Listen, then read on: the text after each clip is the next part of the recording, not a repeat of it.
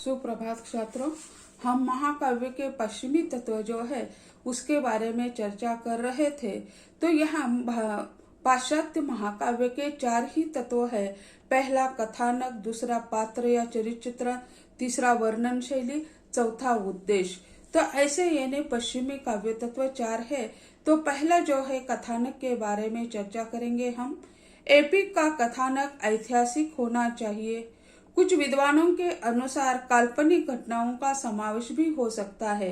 कई जगह यानी जैसे भारतीय तत्व है वही भी यानी कई अद्भुत रस की निर्मित करनी है तो वहाँ यानी कल्पना तत्व का सहारा लिया जा सकता है। उसी तरह यहाँ भी मानते हैं कि यानी कई कल्पना घटनाओं का भी उसमें वर्णन होता है। कथानक के अंतर्गत जीवन की व्यापकता का समावेश आवश्यक है। कथानक इतना व्यापक होना चाहिए कि उसमें जीवन के विविध पक्षों का उद्घाटन होना चाहिए। कथानक में घटनाओं का सुसंगठन आवश्यक है। कथानक के आदि, मध्य और अंत सुस्पष्ट होने चाहिए। पाठक के समझ में आना चाहिए कि प्रारंभ कहाँ है, मध्य कहाँ है और अंत कहाँ है। इसी कारण प्रारंभ, मध्य और अंत स्पष्ट होने चाहिए। कथानक में कौतूहल होना चाहिए। कौतूहल के सिवा पाठक उसे बांध नहीं सकते हैं। इसी कारण इसमें कौतूहल प्रियता होना अनिवार्य माना जाता है। महाकाव्य कथानक में असंभव लगने वाली घटनाओं का वर्णन नहीं होना चाहिए। जो असंभव कई घटनाओं का वर्णन कल्पना का आधार तो लिया जाता है, लेकिन इसके साथ साथ यह भी ध्यान होना चाहिए कि असंभव घटनाओं का वर्णन नहीं होना चाहिए। दूसरा जो तत्व है वह पात्र और चरित्र चित्रण।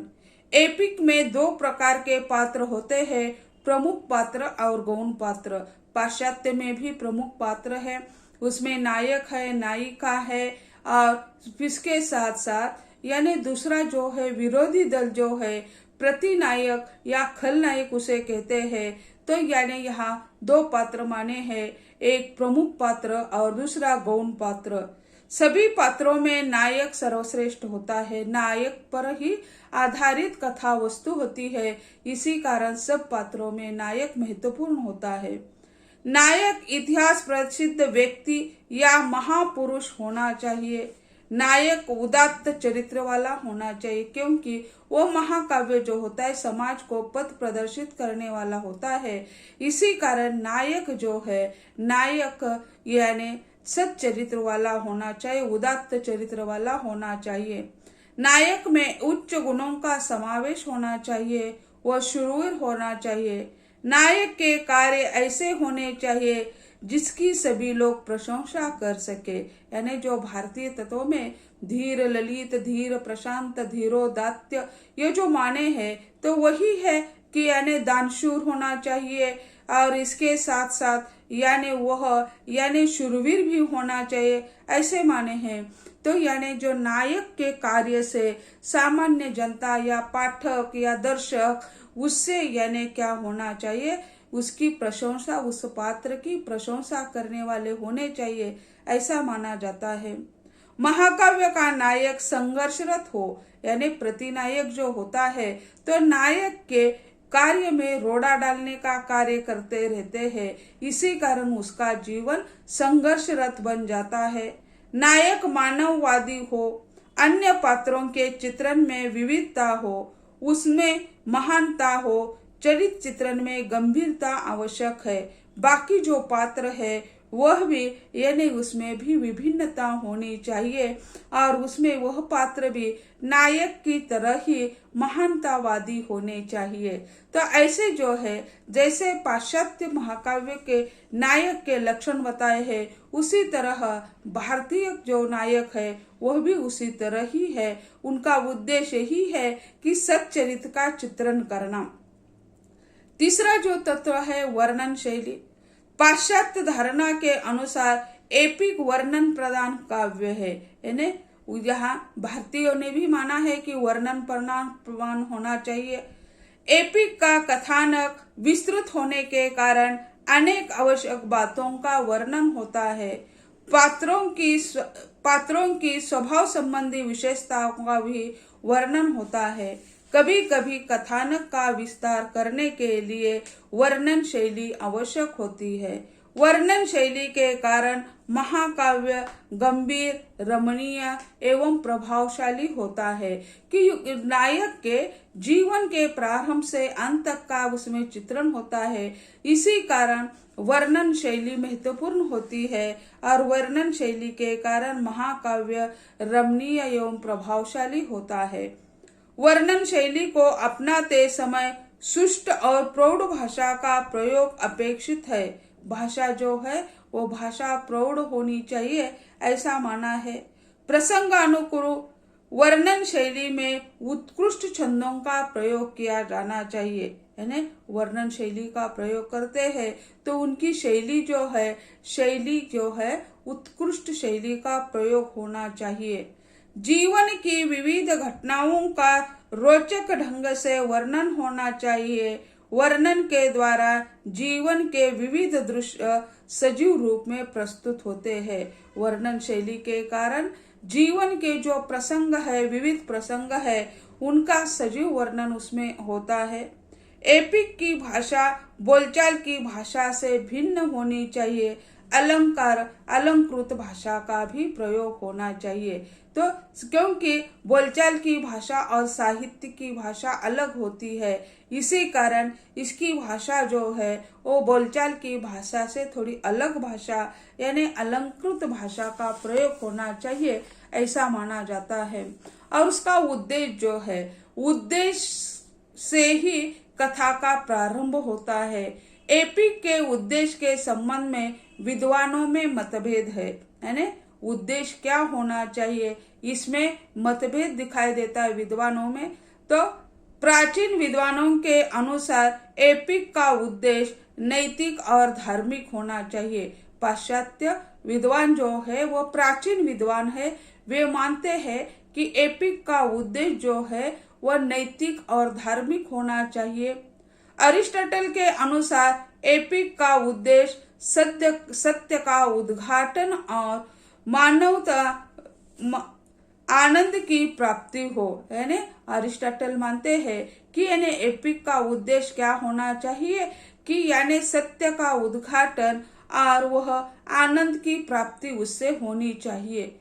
महाकाव्य में मानवतावादी जीवन मूल्यों की प्रतीक्षा होनी चाहिए। इस तरह एपिक के भिन्न भिन्न उद्देश्य बताए जाते हैं। यानी जो मानवतावादी मूल्य जो है यह तत्व महत्वपूर्ण माना जाता है, क्योंकि समाज के लिए साहित्य लिखा जाता है और वह नैतिक मूल्यों की भी जोपासना होना चाहिए या नैतिक मूल्यों का यानी वही पे चित्रण होना चाहिए, ऐसा माना जाता है।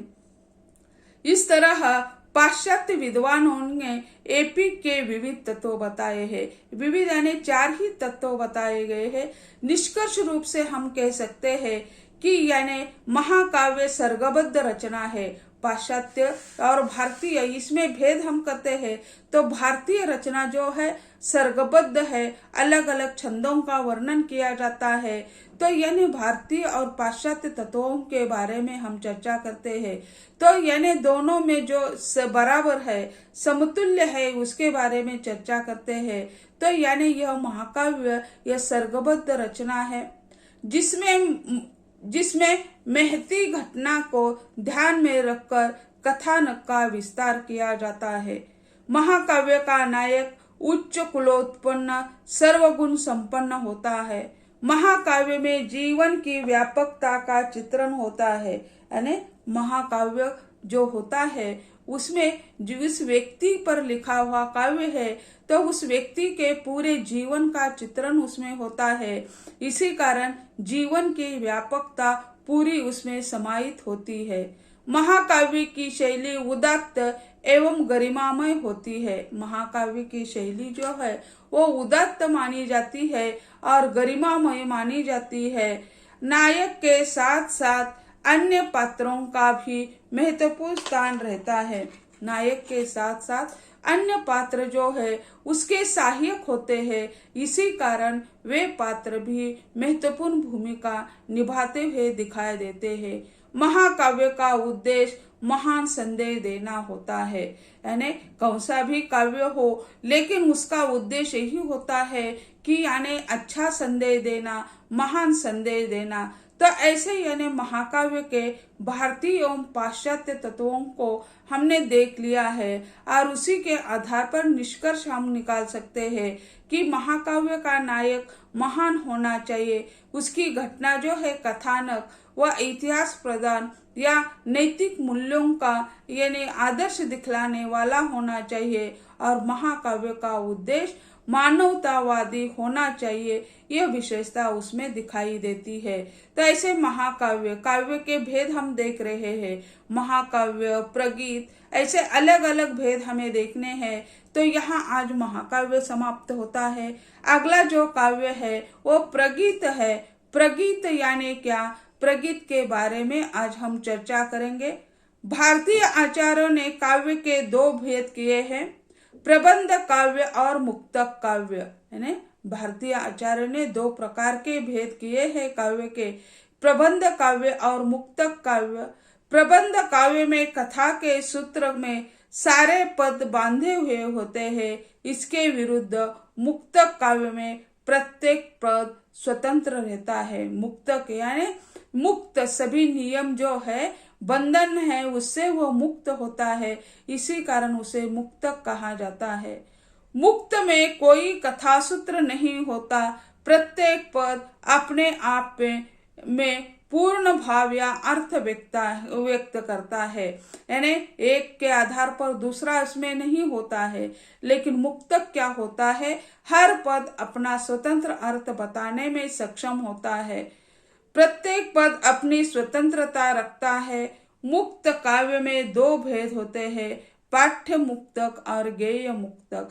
जैसे हम देखते हैं अग्नि कहते हैं, अग्नि यानी क्या, यानी लकड़ी यानी चूल्हे में जलती है तो यानी 2-4 लकड़ियां डालते हैं तो उसे यानी अग्नि प्रज्वलित हो जाता है और फिर उसमें से एक लकड़ी को हम निकाल कर यानी बाहर निकाल लेते हैं और उस लकड़ी को धरती पर यानी पटक देते हैं तो उसके यानी छोटी छोटी चिंगारियां निकाल देती है।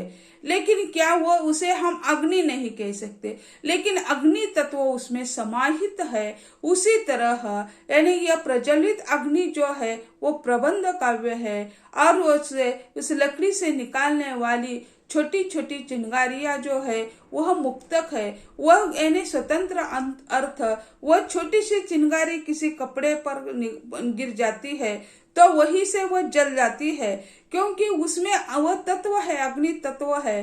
तो ऐसे वह अपना अर्थ अपनी जगह दिखाती है, तो ऐसे यानी मुक्तक है उसे माना जाता है।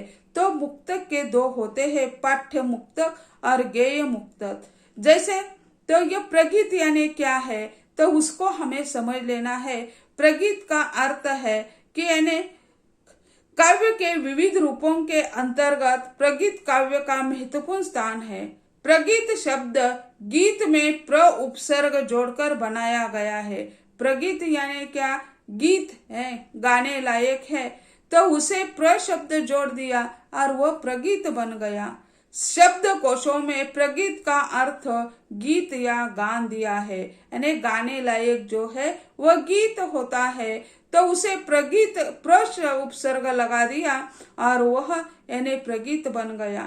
प्रगीत को अंग्रेजी में लिरिक कहा जाता है, यानी लिरिक काव्य ऐसा कहा जाता है। लिरिक पोएट्री, प्रगीत के लिए लिरिक पोएट्री कहा जाता है।